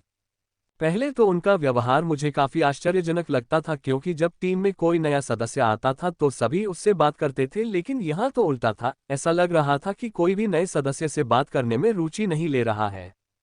मैंने पहले सोचा था कि उन्हें ये पसंद नहीं है या कोई और कारण है, लेकिन ऐसा नहीं था। जैसे जैसे मैंने उनके व्यवहार पर ध्यान दिया, मैंने पाया कि उनकी नज़रों में मेरे लिए कोई नापसंदगी या नफरत नहीं है। बस ऐसा है कि वे किसी कारण से मुझसे बात नहीं कर रहे हैं। बहुत सोचने के बाद उनके व्यवहार के पीछे मुझे केवल यही कारण समझ में आया कि वहां नौसिखिए के लिए धूम्रपान परीक्षण या ऐसा ही कुछ होता है, इसलिए जब तक नौसिखिए ने वह काम नहीं किया हो वे उससे बात नहीं करते। खैर, उनके पास जो भी परीक्षण या आवश्यकता थी, मुझे लगता है कि मैं काफी अच्छा स्कोर कर रहा हूं। एशलिन और मैंने कल शिविर के लगभग 1/3 लोगों को खत्म कर दिया था। हालांकि हमने जो मारा वह कमजोर लोग थे, लेकिन वे बहुत कमजोर लोग थे जिनसे निपटना टीम के लिए बेहद मुश्किल होता। freewebandwell.com। एक एक करके सभी बचे हुए लोग आ गए, और जब 1 मिनट बचा तो नेता भी आ गया। आइए हम केल्विन के लिए 1 मिनट का मौन रखें, जिसने कल महान बलिदान दिया, नेता ने कहा, और वह मेरे सहित सभी लोगों के साथ गंभीरता से खड़ी हो गई। 1 मिनट के मौन के बाद नेता ने कहा, भगवान उनकी आत्मा को शांति दे। और सभी ने वही दोहराया जो उन्होंने कहा था। ज्यादातर साहसिक कार्य नास्तिक हैं, लेकिन कुछ लोग अभी भी इस तरह के समय में भ्रामक ईश्वर में विश्वास करते हैं। कल की लड़ाई अच्छी रही, केल्विन को छोड़कर, जिसने अपनी जान गंवा दी। दुर्भाग्य से बाकी सभी बिना ज्यादा नुकसान के बाहर आ गए। ये संख्या गिल्ड द्वारा दिए गए अनुमान से कहीं अधिक थी, लेकिन फिर भी हम उन्हें नष्ट करने में सफल रहे। नेता ने कहा, उसके चेहरे के भाव को देखकर यह नहीं कहा जा सकता कि वह परिणाम से खुश है या दुखी। ये पूरी तरह से गिल्ड की गलती है कि अगर हमारी टीम में पूरे 52 सदस्य होते तो हम केल्विन को नहीं खोते। 8 स्टार गोल्डन एलिट ने शिकायत की। सेठ, आप शिकायत क्यों कर रहे हैं? यदि आपको जोखिम लेना पसंद नहीं था, तो आप हमारे अपराधियों के समूह के साथ मौत की ब्रिगेड में क्यों शामिल हुए? एक अन्य 8 सितारा अभिजात वर्ग ने मजाक उड़ाया। तुम्हें एलीट कोर में शामिल हो जाना चाहिए था। अरे रुको, तुम्हारे पास एलीट कोर में शामिल होने की योग्यता नहीं थी, अन्यथा तुम हमारे जैसे गंदे अपराधियों में शामिल नहीं होते, उसने कहा, और फिर वह जोर से हंसने लगा। उसकी हंसी सुनकर सेठ का चेहरा लाल हो गया और वह कुछ कहने के लिए मुंह खोलने ही वाला था कि टीम लीडर की ऊंची आवाज गूंजी। बस, यहां आने से पहले तुम दोनों में एलीट कोर में शामिल होने की योग्यता या प्रतिभा नहीं थी, इसलिए चुप रहो। टीम लीडर ने ऊंची आवाज में कहा, और दोनों चुप हो गए क्योंकि वे जानते थे कि यह सच है। क्रिमिनल बनने से पहले मेरा भी एलीट कोर में जाने का सपना था। रेचल ने मुझे मिल्फ्रेड में एलीट कोर के बारे में सब कुछ बताया था। एलीट कॉर्प्स, जैसा कि इसके नाम से पता चलता है, शक्तिशाली लोगों से बनी एक फोर्स है। जो लोग इसके अंदर घुसने में सफल रहे, वे बेहतरीन थे। वे अपने स्तर के लोगों को एक ही हमले में आसानी से मार सकते थे। जो लोग अभिजात्य कोर में शामिल हो पाते हैं, वे सबसे भाग्यशाली होते हैं, क्योंकि उन्हें संसाधनों के बारे में एक पैसा भी बर्बाद नहीं करना पड़ता। गिल्ड ने उन्हें सब कुछ प्रदान किया, उन्हें जो कुछ भी चाहिए वह उन्हें प्रदान किया जाएगा, जिसमें सीमा तोड़ने की विधि भी शामिल है। यदि कोई बहुत बहुत प्रतिभाशाली है, तो कला और शक्तिशाली विरासत भी मेज से दूर नहीं है। लेकिन इसमें प्रवेश पाना बेहद कठिन है। जिस शहर में 100 मिलियन से अधिक लोग रहते हैं, वहां 5000 से अधिक अभिजात वर्ग मौजूद नहीं है। वहां से कोई भी अनुमान लगा सकता है कि अभिजात वर्ग बनने के लिए कितने सख्त मानदंड हैं। डेथ ब्रिगेड के लोग एलीट कोर के लोगों से बेहद नफरत करते हैं, क्योंकि एलीट कोर के पास सब कुछ है जबकि डेथ ब्रिगेड के पास बमुश्किल कुछ है। अभिजात वर्गीय कोर की तुलना में, जिनके पास हमेशा पूर्ण स्टाफ वाली टीम होती है और हर नई कलाकृति उनके पास उपलब्ध होती है, डेथ ब्रिगेड इनके विपरीत है। हमारे पास कभी भी पूर्ण टीम और उन्नत कलाकृतियां नहीं होती हैं, जिसके कारण डेथ ब्रिगेड के लोग एलीट कोर से इतनी नफरत करते हैं। मैं हमारे नए खिलाड़ी और उनके साथी एशलिन को विशेष धन्यवाद देना चाहता हूं, जिन्होंने अकेले ही ग्रिम मॉन्स्टर्स का लगभग 1/3 हिस्सा पूरा किया। अगर वे नहीं होते तो हम कुछ और लोगों को खो सकते थे। नेता ने अचानक कहा, जब उसने मेरी और एशलिन की ओर देखा, जो मेरे कंधे पर बैठी हुई थी। उनकी प्रशंसा अप्रत्याशित थी, क्योंकि मैंने सोचा था कि मिशन के दूसरे भाग के बारे में बात करने से पहले वह कल की लड़ाई के बारे में बताएंगी, लेकिन उन्होंने अप्रत्याशित रूप से मेरी प्रशंसा की। एशलिन, जो मेरे कंधे पर बैठी थी, सब कुछ समझती थी लेकिन किसी भी बात पर प्रतिक्रिया नहीं करती थी, क्योंकि वह जानती थी कि अगर उसने कुछ कहा तो लोग उसके पास आएंगे और उसे दुलारेंगे, जो उसे पसंद नहीं था। इसलिए वह बिना कोई प्रतिक्रिया दिए चुपचाप बैठी रही, जबकि हर कोई उसकी ओर प्रशंसा की दृष्टि से देख रहा था और मैं ईर्ष्या से, क्योंकि एश्लिन ने जो किया था वह सामान्य राक्षस द्वारा नहीं किया जा सकता था, यहाँ तक कि लीडर का बिल्ली राक्षस भी उसके सामने फीका पड़ गया था। खोजा गया। ये हमारे मिशन का अंतिम भाग है और सबसे खतरनाक भी। हमने जो खुफिया जानकारी एकत्र की है और गिल्ड द्वारा हमें जो खुफिया जानकारी दी गई है, उससे हम अनुमान लगा सकते हैं कि उस लॉन्च पैड में 1200 से 1400 वायलेट स्ट्रिप्ड सरपेंटमैन मौजूद हैं।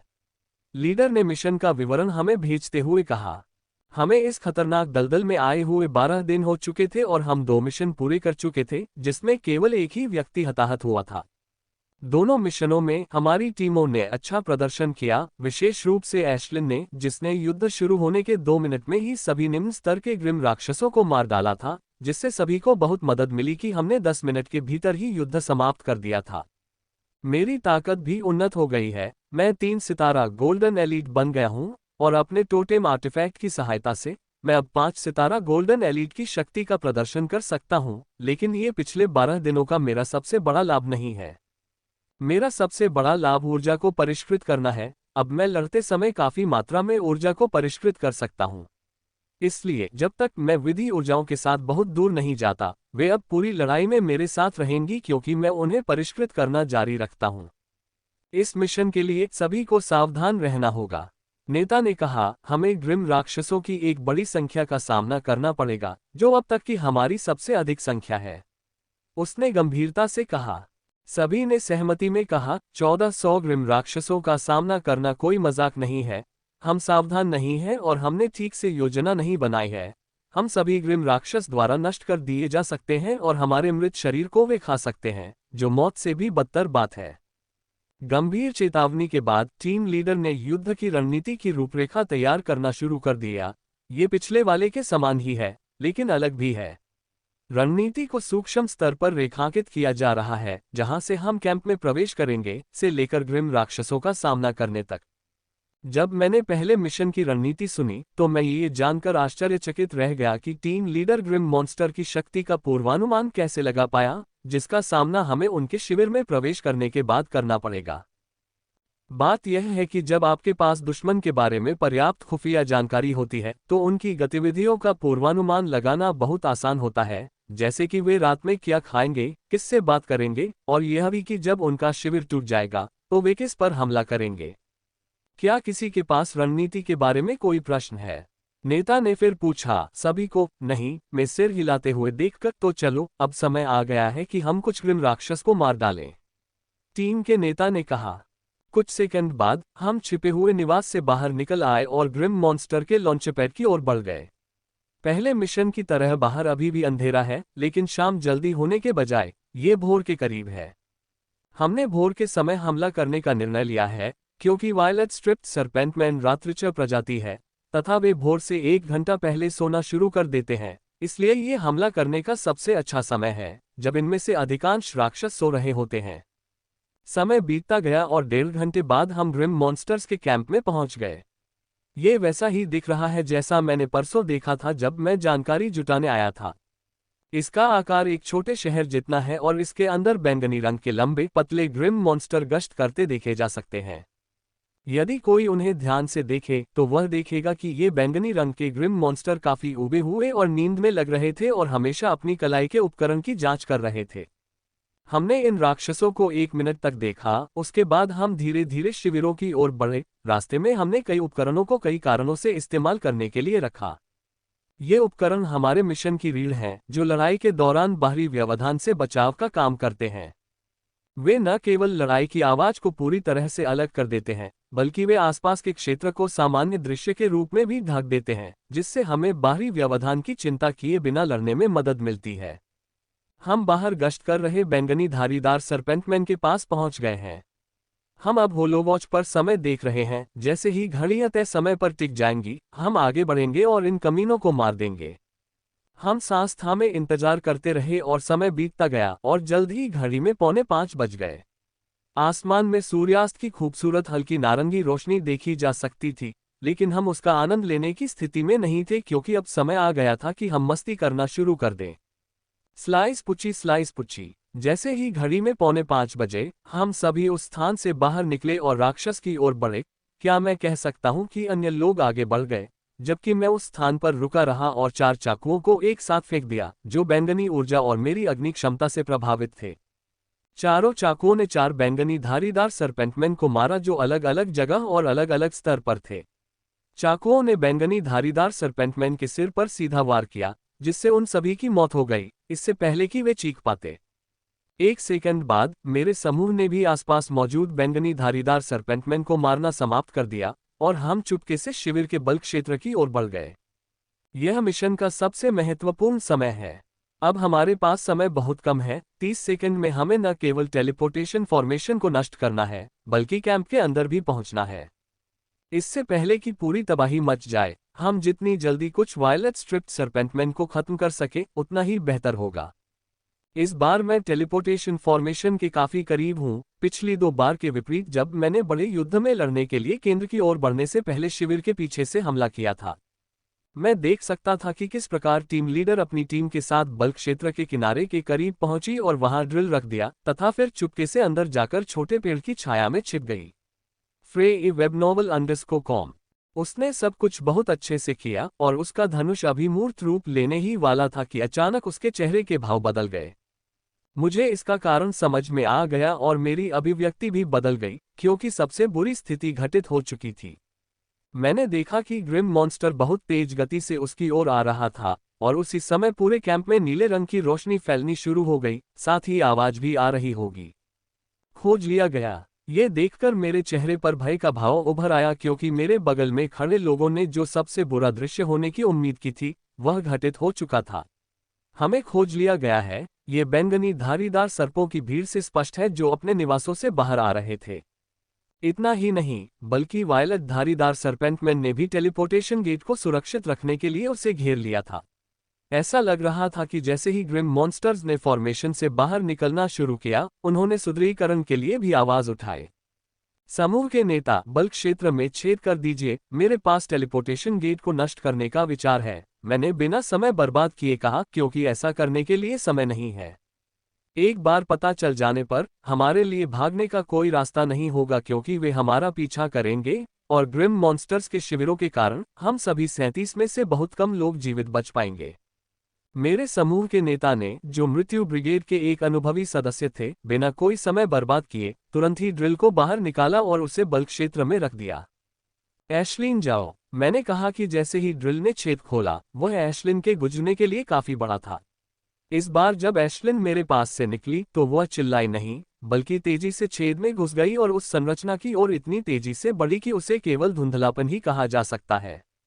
आमतौर पर मैं एशलिन को तब तक बाहर नहीं जाने देता जब तक कि पूरा बल्क क्षेत्र टूट न जाए, क्योंकि इस तरह से उसके पास भागने के लिए पूरी गतिशीलता होगी। लेकिन अभी इसके बारे में सोचने का समय नहीं है, क्योंकि अगर मैंने जोखिम नहीं उठाया तो इस बात की बहुत संभावना है कि हम सभी यहीं दफन हो जाएंगे। एशलिन धुंधली गति से आगे बढ़ रही थी और अपने छोटे आकार और ऊंचाई के कारण वह उड़ रही थी, यहां तक कि शक्तिशाली ग्रिम राक्षस भी उसे नोटिस करने में विफल रहे। क्या वह संरचना को नष्ट करने में सक्षम होगी? समूह के नेता ने पूछा। मैंने समूह के नेता के सवाल का जवाब नहीं दिया, क्योंकि एशलिन के टेलीपोर्टेशन गेट पर पहुंचने से पहले उसने अपना हमला तैयार कर रखा था और अब वह गेट के ऊपर थी। उसने पहले ही उस स्थान की ओर हमला शुरू कर दिया था जहां मैं चाहता था कि वह हो। उसका हमला छोटी उंगली के नाखून के आकार का एक बहुत छोटा आग का गोला है। यह विधि ऊर्जा के बिना उसका सबसे शक्तिशाली हमला है। इसके लिए उसे एक विशाल आग का गोला बुलाने की जरूरत नहीं थी। वह बस अपने मुंह में आग पर ध्यान केंद्रित करती है। वह आमतौर पर इस चाल का इस्तेमाल एक तुलनात्मक शो चाल के रूप में नहीं करती थी, जहां वह सैकड़ों आग के गोले बुला सकती थी और भारी मात्रा में हमला कर सकती थी। ये हमला एक ही उद्देश्य है। किसी भी बैंगनीधारी वाले सरपेंटमैन ने एक छोटी सी कील के आकार के आग के गोले को संरचना द्वार की ओर आते हुए नहीं देखा। देखो, बूम! कुछ लोगों ने इस बात पर ध्यान दिया और चेतावनी देने के लिए मुंह खोला, लेकिन तब तक देर हो चुकी थी, क्योंकि टेलीपोर्टेशन गेट में विस्फोट हो गया था। विस्फोट इतना बड़ा था कि इसने न केवल इसे घिरे हुए बैंगनी धारीदार सर्पों को पूरी तरह वाष्पीकृत कर दिया, बल्कि इसके आघात तरंग ने ग्रिम राक्षसों के शिविर को घेरने वाले बल्क क्षेत्र को भी नष्ट कर दिया। यहाँ तक कि हम लोग भी, जो बल्क क्षेत्र के बाहर थे, झटका महसूस कर पाए और हमें भी 2 कदम पीछे हटना पड़ा। विस्फोट बहुत बड़ा था, जिससे मैं बुरी तरह स्तब्ध रह गया, क्योंकि मुझे पहले से ही पता था कि ऐसा कुछ होगा जब इसके ऊर्जा भंडार पर हमला हुआ था। टेलीपोर्टेशन गेट पर कई स्थान हैं जहां पर हमला करके सीधे उसे निष्क्रिय किया जा सकता है।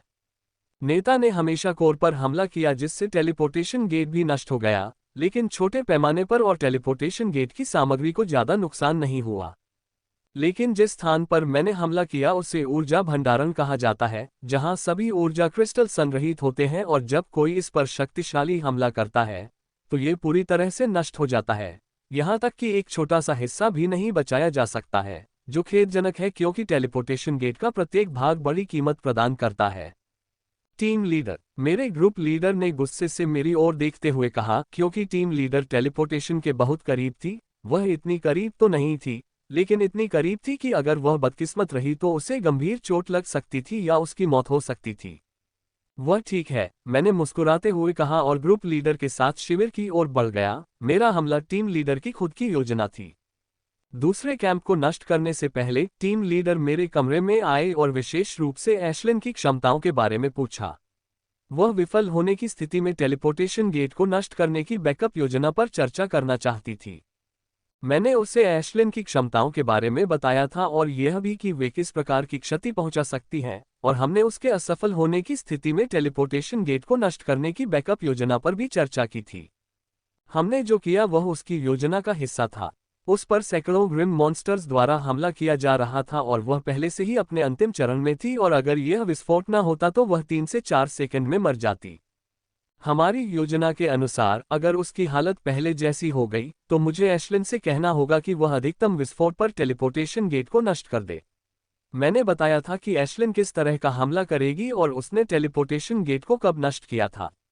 ऐसे समय में उसे अपने सबसे मजबूत रक्षात्मक उपायों को सक्रिय करना पड़ा, जो उसने किया, और जैसे ही हम अंदर घुसे वह विस्फोट स्थल की ओर भागी। मैंने देखा कि एक टीम लीडर पहले से ही खड़ी थी और ग्रिम मॉन्स्टर पर अपना धनुष साध रही थी, जो उसके पास ही उठ रहा था। इस विस्फोट ने हमारे पक्ष में काम किया। इसने न केवल 200 से अधिक ग्रिम राक्षसों को तुरंत मार डाला, बल्कि इसने टेलीपोर्टेशन गेट के आसपास मौजूद विभिन्न स्तरों पर 300 से 400 ग्रिम राक्षसों को भी घायल कर दिया।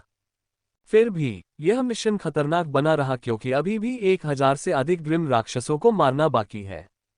मारना, टीम लीडर ने चिल्लाते हुए कहा कि सभी लोग मुख्य युद्ध क्षेत्र की ओर आ रहे हैं। ये सबसे अच्छा मौका है कि जितने भी ग्रिम मॉन्स्टर्स हो सके उन्हें मार दिया जाए, क्योंकि विस्फोट के बाद भी वे एक साथ आने के लिए संघर्ष कर रहे हैं। धूप धूप धुन, एशलिन ने ग्रिम राक्षसों को सामूहिक रूप से मारना शुरू कर दिया। उन पर कोई दया नहीं दिखाते हुए वहां आसमान से सैकड़ों खतरनाक आग के गोले दाग रही थी। पुची पुच पुची, मैंने भी कुछ नहीं रोका।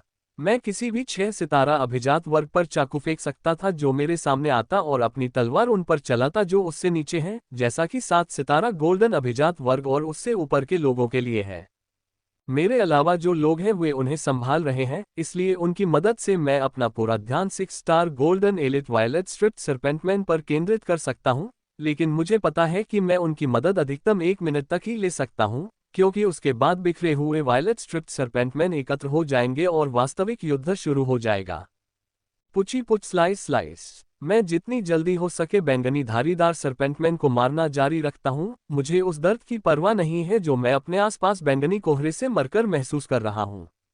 बैंगनी धारीदार सर्पेंटमैन बहुत जहरीले होते हैं। हालांकि हमने मारक पी लिया है, लेकिन ये केवल विष को कम करने में सक्षम था, खून जमा देने वाले दर्द से नहीं। ये दर्द किसी को भी जमीन पर लेटने और जोर से चीखने के लिए मजबूर कर सकता है, लेकिन मेरे आसपास के लोगों के चेहरे पर कोई भाव नहीं था जब वे बैंगनी धारीदार सर्पों द्वारा छोड़े गए घने बैंगनी धुएं में लड़ रहे थे। ये लोग वास्तव में राक्षस हैं। मुझे पता है कि इस तरह के दर्द को सहने में सक्षम होने से पहले मुझे किस तरह की चीजों से गुजरना होगा, लेकिन ये लोग मुझसे कम नहीं हैं। वे धुएं से ऐसे लड़ रहे हैं जैसे यह एक सामान्य धुआं है, न कि धुएं का एक बादल जो किसी को त्वचा पर हल्का सा स्पर्श होने पर खून जमा देने वाली चीख का अनुभव करा सकता है। पुची पुची पुची, एक के बाद एक बैंगनी धारी वाले सर्पेंटमैन हर पल मेरे चाकुओं के नीचे आ रहे हैं। हर बार मैं 3 से 4 चाकुओं के नीचे आ जाता हूं और वे काली रेत के बादल में ढके होने के बजाय बहुत मोटी आग में ढके हुए हैं। ये ब्लैक सैंड के लिए मेरा सस्ता विकल्प है क्योंकि मैं इसे हर कदम पर इस्तेमाल नहीं कर सकता था। मेरी मोटी आग भी काफी उपयोगी है। जब तक मेरे चाकू बैंगनी धारीदार सरपेंटमैन की खोपड़ी में कुशलता से छेद कर देते हैं, वे उसके मस्तिष्क को जला देंगे और 6 सितारा गोल्डन एलिट बैंगनी धारीदार सरपेंटमैन कोई अपवाद नहीं है। बैंगनी धारी सर्प पुरुष एकत्रित हुए और वे भयानक शक्ति के साथ बाहर निकले। वे विस्फोट और बेतहाशा हत्या से बहुत क्रोधित लग रहे थे। उनकी हत्या की मंशा ऐसी थी कि मैं सचमुच उसका स्वाद चख सकता था, और मुझे कहना होगा कि इसका स्वाद बिल्कुल अलग था। मैंने पहले कभी हत्या की मंशा में इतनी नफरत नहीं देखी थी। ये सबसे तीव्र हत्या का इरादा भी है जो मैंने कभी महसूस किया है। मैंने युद्ध में हत्या का इरादा महसूस किया है जहां लाखों लोग थे, लेकिन यह इतना केंद्रित नहीं है। हत्या के इरादे की शक्ति इस बात पर निर्भर करती है कि यह कौन उत्सर्जित कर रहा था, और वर्तमान में ये गोल्डन एलीट हैं जो हत्या के इरादे को जारी कर रहे हैं। ये सामान्य गोल्डन एलीट नहीं है, बल्कि गोल्डन एलीट हैं जो कम से कम 6 स्टार या उससे ऊपर हैं, और वे सभी छोटे स्थान में इकट्ठे हुए हैं। इस तरह के हत्या के इरादे को महसूस करते हुए, मैं अपने स्रोत में रिबन को कंपन करते हुए महसूस कर सकता था और मुझे शक्ति में वृद्धि दे रहा था। मैंने हत्या के नियम को समझ लिया है, और एक उच्च हत्या के इरादे की उपस्थिति में मेरे हत्या के नियम की शक्ति में एक छोटे से मार्जिन की वृद्धि हुई है। लेकिन ये सब नहीं है कि हत्या का इरादा मेरे स्रोत के अंदर के रिबन को प्रभावित कर सकता है। हत्या का इरादा इस तरह बहुत मोटा होना चाहिए, केवल तभी यह मेरे स्रोत के अंदर लाल रिबन को प्रभावित कर सकता है। ऐसी हत्या की मंशा मेरे लिए अच्छी बात है, लेकिन साथ ही बुरी बात भी है, क्योंकि ऐसी हत्या की मंशा में ही मेरे नियंत्रण खोने की संभावना बहुत बढ़ जाती है, और इसके लिए मुझे बहुत सावधान रहना पड़ता है। मानव मरो। 7 सितारा स्वर्ण अभिजात वर्ग बैंगनी धारीदार सर्पों का एक समूह मुझ पर चिल्लाया और अपने रहस्यमय तरीकों से मुझ पर हमला किया। मुद्रा। मुझे 5-7 सितारा बैंगनी धारीदार सरपेंटमैन ने घेर लिया था। पहले 7 थे, लेकिन मैंने कुछ सेकंड पहले उनमें से 2 को मार दिया। उनका हमला मेरी ओर आते देख मैं घबराया नहीं, बल्कि मैंने हमलों को ध्यान से देखा और फिर उनके बीच की जगह से छलांग लगा दी। यह एक अत्यंत खतरनाक चाल है, 2 ब्लेडों के बीच छलांग लगाने से भी अधिक खतरनाक, क्योंकि यदि ब्लेडों से मुझे खरोंच लग गई तो कुछ नहीं होगा, लेकिन यदि इन हमलों से मुझे खरोंच लग गई तो मेरे मरने की काफी अधिक संभावना है।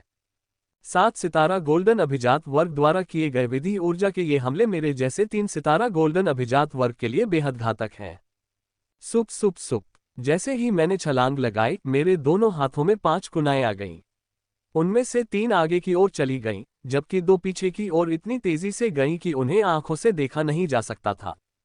पुची पुची पुची। इन 3 बैंगनी धारी सर्पों ने मेरे हाथ में चाकू देखकर तेजी से प्रतिक्रिया की, लेकिन वे उन चाकुओं की तुलना में बहुत धीमे थे जो उनकी ओर आ रहे थे, क्योंकि बिना किसी अपवाद के सभी चाकुओं से छलनी हो गए।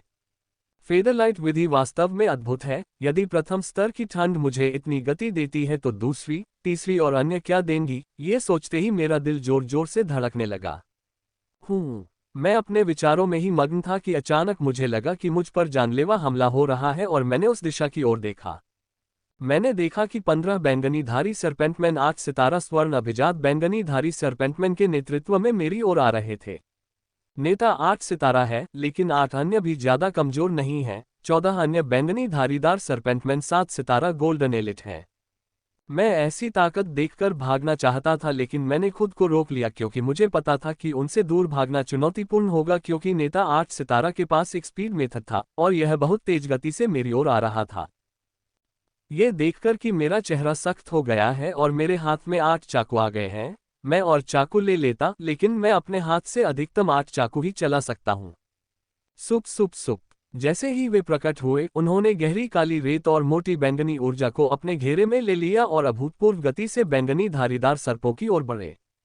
इस बार मैंने फेदरलाइट ऊर्जा पर कोई कमी नहीं की है। मैंने जितना संभव हो सके चाकुओं पर इसका प्रयोग किया है। मैं अधिक से अधिक वायलेट धारीदार सरपेंटमैन को मारना चाहता हूं, इससे पहले कि वे मेरा खून पीने आए। फ्लैंग पुची पुची पुच। इतनी तेजी से अपनी ओर आते चाकुओं को देखकर वे घबरा गए और उन्होंने रक्षात्मक उपाय अपनाने का प्रयास किया, लेकिन उन्हें ऐसा महसूस हुआ कि उनकी ओर आते चाकुओं की गति की तुलना में उनके रक्षात्मक उपाय धीमी गति से सक्रिय हो रहे थे। फ्लैंग पुची पुची पुच। भाड़ में जाओ। मैंने मन ही मन कोसा जब मैंने देखा कि मेरे एक चाकू को 8 सितारा गोल्डन एलीट वायलेट धारीदार सरपेंटमैन द्वारा विफल किया जा रहा है। हालांकि मैं 7 बैंगनी धारीदार सर्पों को मारने में सक्षम था, लेकिन एक को भी न मार पाने का दुख अभी भी बना हुआ है। हरामी। 8 सितारा बैंगनी धारीदार सरपेंटमैन तेज गति से मेरी ओर आया। उसकी गति देखकर मेरा चेहरा पीला पड़ गया क्योंकि मैं जानता था कि उसके पास रहस्यमय विधि जैसी गति है। मैंने आने वाले हमले से बचने के लिए अपनी पूरी शक्ति लगा दी। टुकड़ा। बकवास। मेरे कंधे पर गहरा घाव दिखाई देने पर मैंने जोर से गाली दी। उसकी तलवार ने मुझे मुश्किल से छुआ था, लेकिन उसने मेरे कंधे पर गहरा घाव बना दिया था। यह सामान्य हमला था, जो सामान्य बल और गुप्त ऊर्जा से भरा था, लेकिन जब 8 सितारा गोल्डन एलिट ने इसे लॉन्च किया, तो इसने एक गहरा घाव बना दिया था। और ये तो बस शुरुआत थी, क्योंकि एक हमला खत्म नहीं हुआ था, इसने दूसरा हमला शुरू कर दिया। ये ठीक होता यदि 8 सितारा स्वर्ण अभिजात वर्ग वायलेट ने केवल मुझ धारीदार सरपेंटमैन पर ही हमला किया होता, लेकिन मुझ पर अन्य 7 वायलेट धारीदार सरपेंटमैन द्वारा भी हमला किया जा रहा है जो 7 सितारा स्वर्ण अभिजात वर्ग के स्तर के हैं। मुझे प्रत्येक हमले से बचना होगा, क्योंकि एक बार भी हमला मुझ पर सीधा हुआ तो मैं सीधे मृत्यु देवता के राज्य में पहुंच जाऊंगा और वापस लौटने का कोई मौका नहीं मिलेगा। इसलिए मैं लगातार बचता रहा क्योंकि इस समय मैं केवल यही कर सकता था, और ये 8 बैंगनी धारी वाले सर्प पुरुष मुझ पर लगातार हमला कर रहे हैं, तथा मुझे उन पर हमला करने का एक भी मौका नहीं दे रहे हैं। उन्हें हमला करते हुए मुश्किल से आधा मिनट ही बीता था और मेरे शरीर पर 5 बड़े घाव हो चुके थे।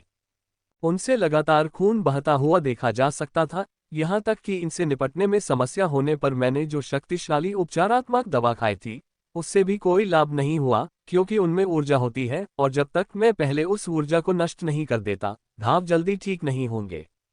मैं इन चोटों को ठीक करने की कोशिश कर रहा हूं, लेकिन मैं उन सभी पर ध्यान केंद्रित नहीं कर पा रहा हूं क्योंकि मुझे हर सेकंड अप्राकृतिक कोण पर हमलों के तनाव से बचना पड़ता है।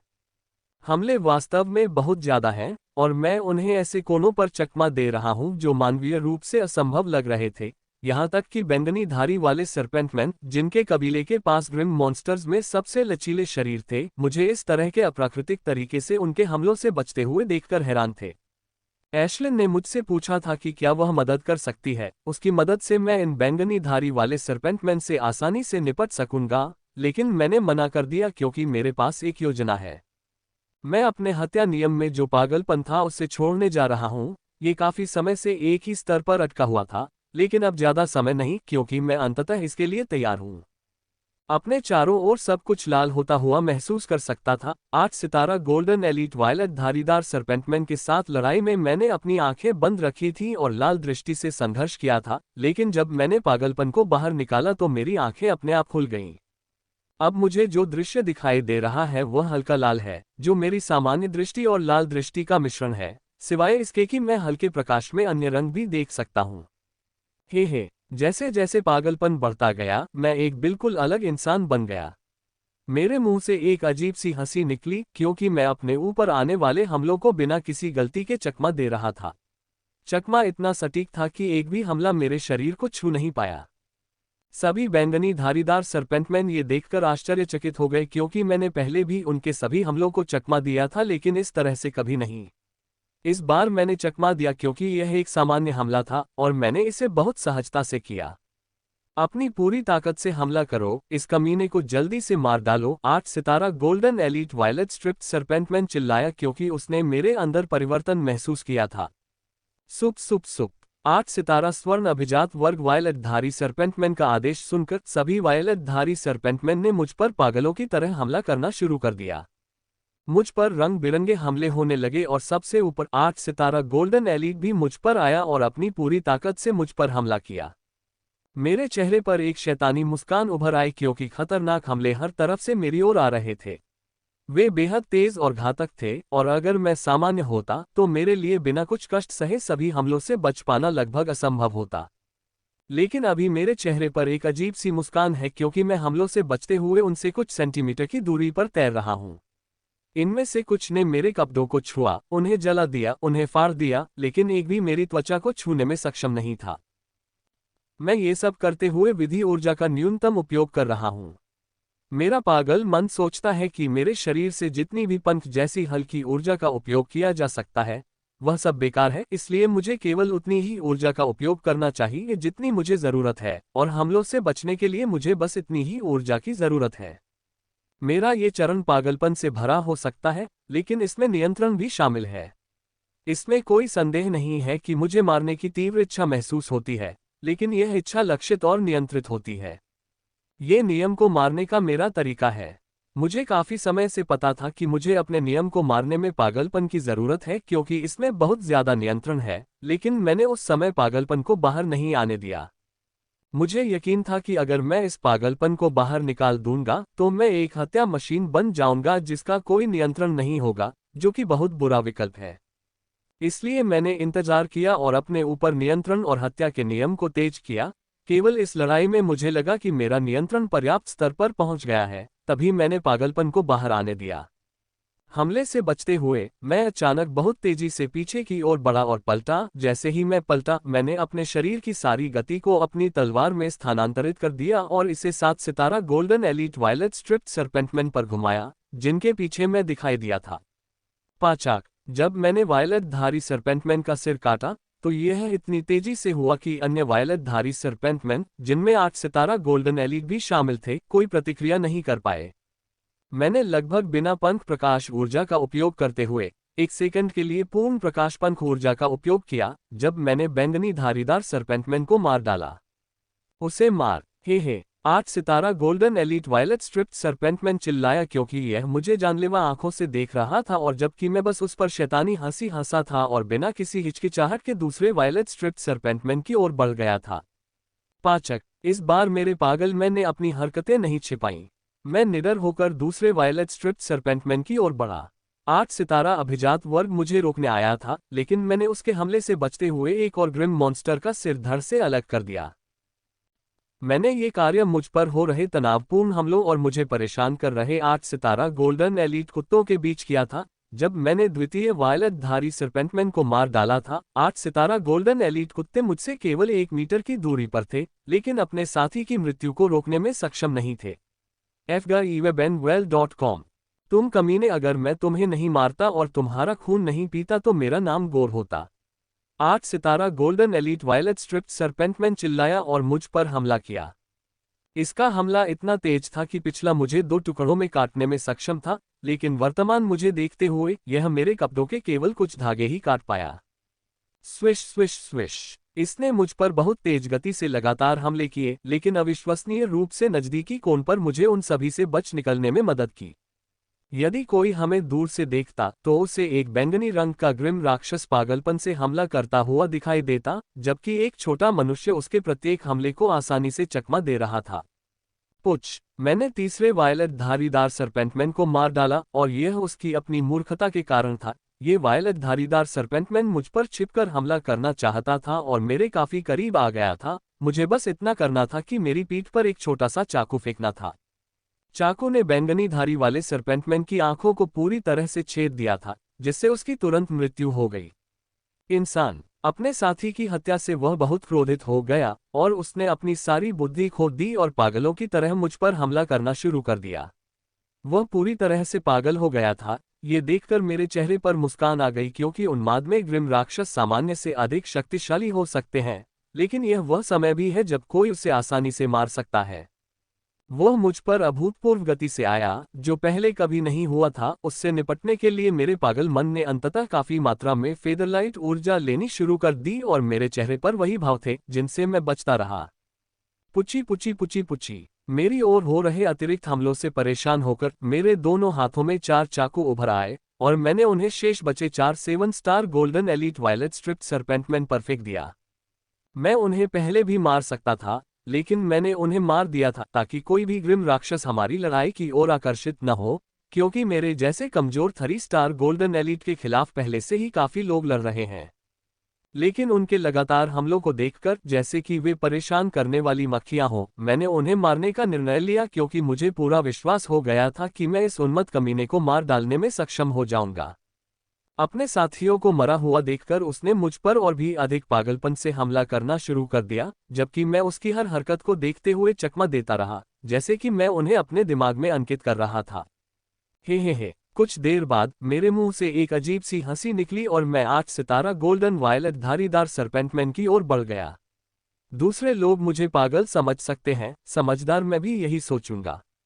बैंगनी धारी वाला सरपेंटमैन 8 सितारा गोल्डन एलीट ग्रिम राक्षस है, और उसके करीब जाना उस व्यक्ति के लिए पागलपन है जिसके पास केवल 5 सितारा गोल्डन एलीट की शक्ति है। हा, मैं वायलेट स्ट्रिप्ड सरपेंटमैन की ओर बढ़ा और देखा कि जैसे ही उसने अपनी तलवार मेरी ओर घुमाई, खुशी से एक कर्कश ध्वनि निकाली। उसकी गति इतनी तेज थी कि मुझे भी उसकी आवाज धुंधली दिखाई दे रही थी। फिर भी मैं उससे डरा नहीं और इसके बजाय पागलों की तरह हंसते हुए आगे बढ़ गया। स्विश! तलवार मुझ पर गिरी और जैसे ही वह मुझसे कुछ इंच दूर थी, मैंने उसे किनारे करने के लिए लाइटवेदस की सारी ऊर्जा का उपयोग किया, और ठीक उसी क्षण मैंने अपनी तलवार ऊपर की ओर घुमा ली। टुकड़ा! एक गीली चीरने की आवाज गूंजी और अगले ही क्षण एक 8 सितारा गोल्डन एलीट वायलेट धारीदार सरपेंटमैन 2 भागों में विभाजित हो गया।